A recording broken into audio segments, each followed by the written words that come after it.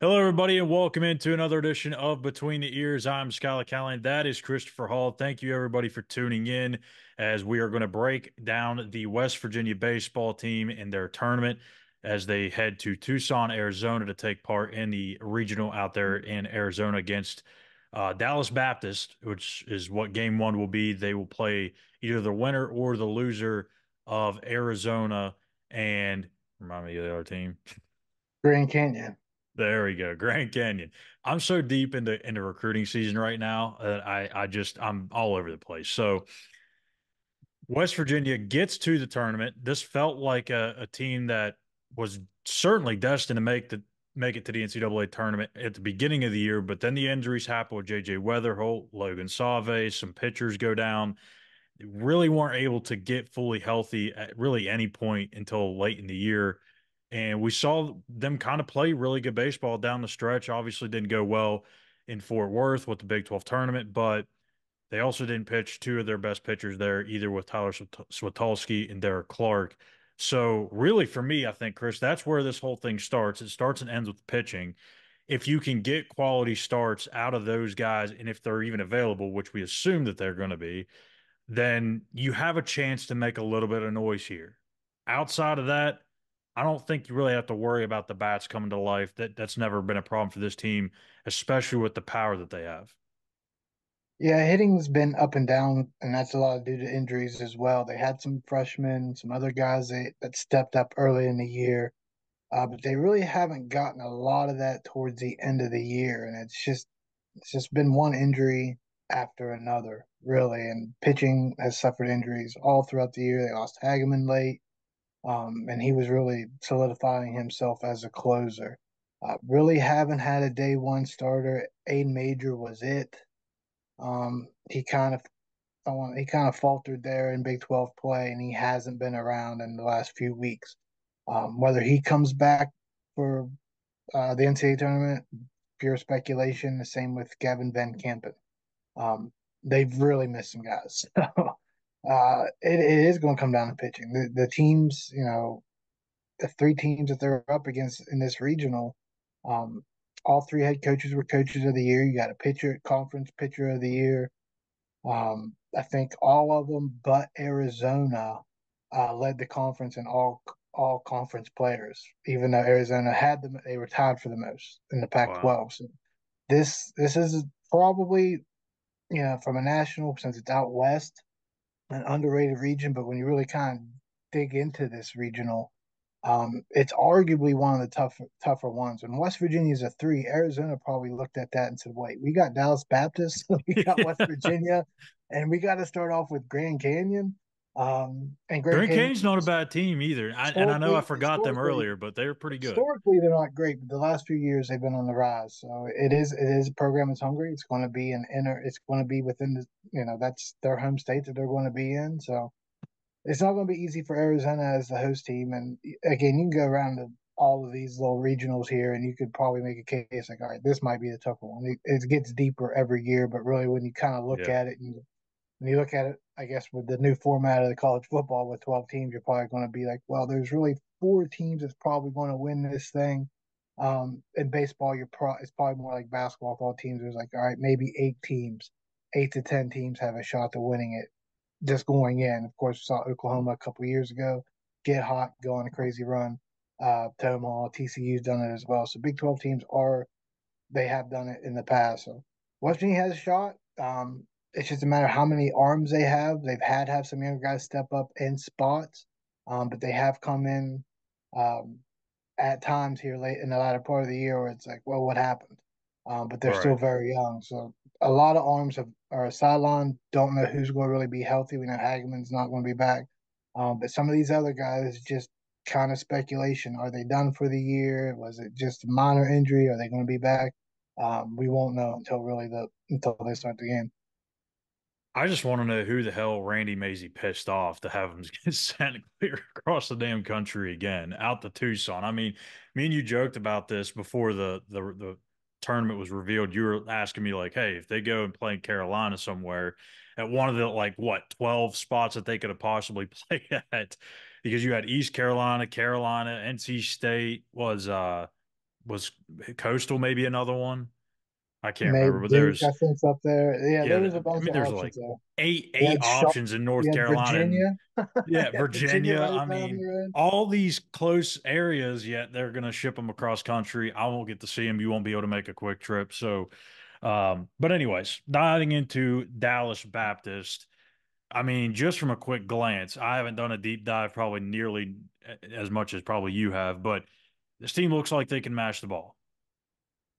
Yeah, and when you're coming from a league like Conference USA, it's kind of funny. I didn't really look at Conference USA until we got on, and because they were always It's an all getting underrated moved conference. around. Yeah, it's been moved around too much. It was always an underrated conference, so I guess that kind of shifted to the American. But Dallas Baptist, they are a great baseball program. If you're not familiar with NCAA baseball, they've been around for at least a decade.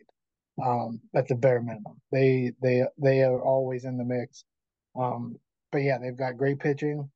Of course, when I came over here, yeah, so Ryan Johnson, Jaron DeBerry, both all conference pitchers, 11-2 for Johnson on the season. They're going to have great pitching. It's just when you come from these lower leagues, when you play in the Big 12, of course, there were some kind of bad teams this year, but generally every weekend it's a battle. You're facing guys that are vying for all conference pitcher of the year, guys that are going to be playing in the majors here within months. Really, Yeah. the way baseball works. So it is a little different, but when you put up 44 wins, that's saying a lot. 11-2 record, a 1.9 ERA, that's huge. So this team's going to hit the ball. Maisie dubbed the head coach as one of the best hitting gurus in the country. So yeah, that's probably why they smashed the ball. He said he'd like his son Weston to get some tips from him before he suited up for Morgantown here in a couple of years. So yeah, they're going to hit the ball a ton, and they're going to put up a lot of runs, and they're going to keep you off the scoreboard. They're 3-1 against the Big 12 this year. They won two against Oklahoma State, Wow. so it's not like they don't have just weekend pitching. They have midweek pitching, and that was one of West Virginia's success in 2019. Was they had good weekday pitching, midweek pitching, and that's just something that's kind of eluded in the last couple of years, and it's primarily been from injury. After the 2020 season, it was the whole NIL thing, guys were leaving, and then they kind of straightened it out, and they've been able to correct it. Now we're just dealing with injuries, but yeah, I think really when you look at Dallas Baptist, yeah, it's going to be can they keep the runs off the board depending on who they throw in there, but they're going to have to be able to score runs. I think anytime that you're in any kind of postseason, like football, baseball, basketball, you have to have offense. And with this team, they were they were off balance in the Big 12 tournament. You've seen it from time to time throughout the season where they watch the first pitch go right down the middle, Yeah. and then they swing at a bad pitch on a 1-1 count. Most So frustrating thing in baseball. they've done it as a team. It's not just one person. They've done it really as a team. It's just like they It's, all it stuff's get out of sync. contagious. So that's really going to be yes, you want patience, but if they're throwing strikes, you got to go up and be aggressive. And I think when you're attacking the NCAA tournament, you have to be aggressive throughout the whole tournament. You don't want to swing at wild pitches, but at the same time, you can't watch balls get grooved right down the middle. It just can't happen. It's just the time of the year. And I know pitching's like this big kind of concern going into this thing because, like we said, we don't know really about Switalski or Clark, and we assume they're going to be They're definitely available. pitching. The only reason They're definitely pitching. they didn't pitch last week is because Clark, if he pitches day one, he would have been It on a was so 4 day close rest, and together. day two is a 5 day rest. I don't even know if you can Yeah. do that in the NCAA. So yeah, you don't want to throw your best arms and hurt them. That's kind of where they kind of got screwed because they haven't had midweek pitching all year. They haven't had consistent pitching. Van Kempen was kind of being that consistent guy, and then he left the lineup. So yeah, Well, it's with really come down to that. So with the weekend, it's been pretty steady. It could be Hayden Cooper. He's kind of come on late in the season, but he's not going to go deep for you. So yeah, they're going to have to get some guys out of the bullpen, and that's really kind of where they've struggled the last couple of weeks is really just having to find that kind of hot hand out of the pen. Like Mazey's been pretty good at like pulling, like when he notices it ain't there, he pulls them quick, and they may give up a run or two, and that might be just enough when the bats are off. They have that so Maisie said it going to the Big 12 tournament. Some of these guys have to step up. They have to do things that we're not expecting them to do. and you just have to have some of these guys that you may not be familiar with make big plays, and really it's going to have to come from the bullpen. They've shown it at times, but really late in the season with all these injuries, it's been kind of sporadic, and you're just kind of finding guys for it 2/3 of an inning or just to get an out, and then you're right back to where you started the next inning. Yeah, I mean, I think the pitching is not also. I mean, obviously, you like to have quality starts. You'd like to have your guys go six, 7 innings and give up 3 runs.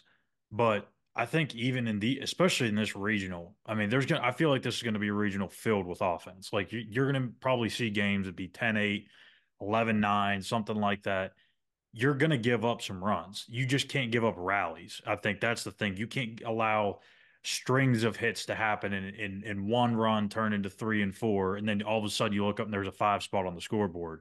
You've got to be able to limit the traction or the traffic on the base paths.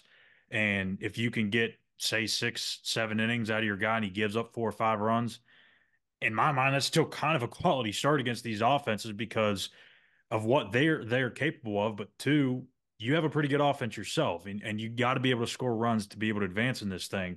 So, how do you feel like they can manage this pitching staff when you don't really know what you're going to get out of the starting pitching? The bullpen's been rocky, like you said, and you're really not going to have much of a rest in between these games. Yeah, I think with Derek Clark's had a great year. Um, Really, his last game on the road at TCU was his best performance on the road in the Big 12. And that's what you needed him. He kind of got maybe he just got adjusted by that point in the time, and that's really what you need if you're going out to Arizona. Is that guy that's going to be steady in game two? He's more than likely going to pitch game two. If there's a game three, you're probably looking at Sotolsky. Whether he shuffles that rotation a little bit, really, it's just going to see. It could be a bullpen game day one. Again, it just depends who is available at this point in time. So if you get in a 4 game situation, I think that's really where it could get rocky for him. But going 3-0, having to travel out west when everybody I think just changes one time zone, Yeah, except for Grand Canyon, which they're right there. I think that I mean I think for me with West Virginia, you really got to get the bats going. I think that's really where it is. Yeah, you can't give up 12 runs, but if you're putting up double digit runs, you're probably going to be in pretty good shape at that point. It can get the other team kind of going as well when they have to, a team like Dallas Baptist that can hit the ball well, that can probably get them going a little well. Or sometimes offense is the best defense. It can kind of have that counteraction. We saw that in Big 12 football, right? When they were like 50 scores of 55 to 52, you kind of go back and forth, and that's really what this weekend can be. And I say that, and maybe all the pitching shows up because there's a lot of great arms in this region and this regional. I'm not sure if West Virginia does have that pitching, but yeah, it just goes back to can somebody step up? Can you got to you get get length. somebody go deep in game one? I think if they can get someone, whoever starts game one, if they can go deep, it really gives them a chance the rest of the weekend because what's really happened a lot. Derek Clark pitched 9 inning games, 4 straight 9 inning games. One of them wasn't a complete game because it went in extra innings against Oklahoma State, which they ended up losing once he went Yeah. out of the game. So I Well, I think think that's you still kind of rely on, well, hopefully Clark can get us at least 8 innings uh, in game two, but on the road he hasn't been great except at TCU where they ended up winning that series, that's and I think they're not in the tournament either. So it's you want to rely on Clark, but man, he's been shaky on the road. But maybe he figured it out at TCU. It's really. I think this is one of those tournaments where for West Virginia it was kind of like that last year where they never really had the pitching, and it kind of feels the same way. It's just a matter. It goes back to can somebody step up on the mound, and West Virginia in the box 100% cannot sit there and wait for a pitch. They have to be aggressive. I think it's really smart, really, from AZ if he does go with Clark on day two because he's a guy that can give you length. And yeah, you may want to pitch him in game one to rest your bullpen an extra day. But I mean, if you think about it, they've been off for several days. You can use those arms in game one if you need to. Game two, you'd like to be able to give your bullpen a day off and then have them ready to go again for game three. I think that's what makes perfect sense if he probably will roll out Derek Clark for game two. Now, what can we expect from West Virginia? Can they win this regional? I don't know. I don't think so. I'm just being a realist here. Maybe you have some optimism somewhere deep inside you that can flip me over to that side, but I think they can maybe win a game here. I don't know if it's the first game. More than likely, I think it is game two, where you're probably playing, the loser of Arizona Grand Canyon, more than likely Grand Canyon, and you get that length out of Derek Clark. You win that game, and then you get eliminated the very next day. That's kind of how I see it. I just don't see this being a regional where there's a path for success. I can't find it. Um, a little bit of optimism. They definitely got a chip on their shoulder because they feel like they got snubbed as a 3 seed and having to travel out to Arizona. It is Maisie's last year. That can also something that these guys can rally around. Very true. Yeah, And when you have to travel to go that far, you feel snubbed. You're sitting on that plane for all pissed the way off. across the country. You feel slighted. Yeah, this is a group. I mean, there's a lot of veteran leadership with sophomores. Logan's, I mean, they're only sophomores, but Logan Solvay and Sam Yeah, White are playing like juniors. They really came in the season looking like juniors. And now they've kind of, you can see that they've started taking on a little bit more of that leadership role. JJ Weatherholt didn't have a great postseason last year, and the Big 12 tournament was probably more of a letdown for him. So he's locked in. He's not really looking in uh, to his future as far as major league. So yeah, there's definitely some optimism. But yeah, when you're looking at it on paper and what they've kind of done this year is pretty incredible considering all the injuries. Um, so I think, yeah, I think they can rally around each other. You can get some guys in there like a Spencer Barnett who started off the year hot and hasn't played a lot lately. He's just a freshman. He kind of hit that wall when you have to play this many games in a season. But yeah, they're just going to have some guys step up there. Again, I think there is room for optimism, but I don't see him moving past it because there's just nothing that they've shown me at this point in the year that can say, hey, if we play 4 games this weekend, we can go win. yeah.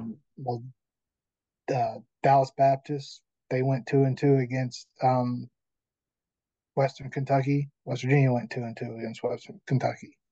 They're in the same conference, so it's they both West Virginia went 2-2 at Bowling Green in Kentucky on their home place. Dallas Baptist lost a 3-game series and got them back in the conference tournament. So kind of even out of 2-2. But yeah, it's going to be a battle. I see optimism again. I think that X factor of Macy's being last year, these guys having to travel out there, feeling snub. You can definitely get guys play above what you're expecting them to, but you're going to have to get bats from Hussey. Chumley's been great all year, and you need JJ to do his thing. And you need Logan and Sam. Like you got to go down the list because this has really been a collective effort from all the bats. And if they can get that collective effort at the box, and if they can just get some steady pitching, some guys that maybe could only pitch an inning throughout the year, maybe pitch 2 innings, and kind of extend that bullpen a little bit, I think they got a shot. But man, it's going to be a tough hill to climb. It is. It is. So hopefully West Virginia makes a little bit of noise, makes us a little entertaining in Maisie's final year. Got to send him out the right way. It'd be pretty cool to see him get to a super regional, the place that this program hasn't been to before in his last year. Check another box off of his list and his legacy at WVU. But we'll see what happens. So make sure to hit the subscribe button here on our YouTube page at Mountaineers Now. Give us a thumbs up. Follow us on X at the same handle. And we'll be back here next week for another episode. For Scott, for Christopher Hall, I'm Schuyler Callahan. Have a good weekend, everybody. We'll see you then.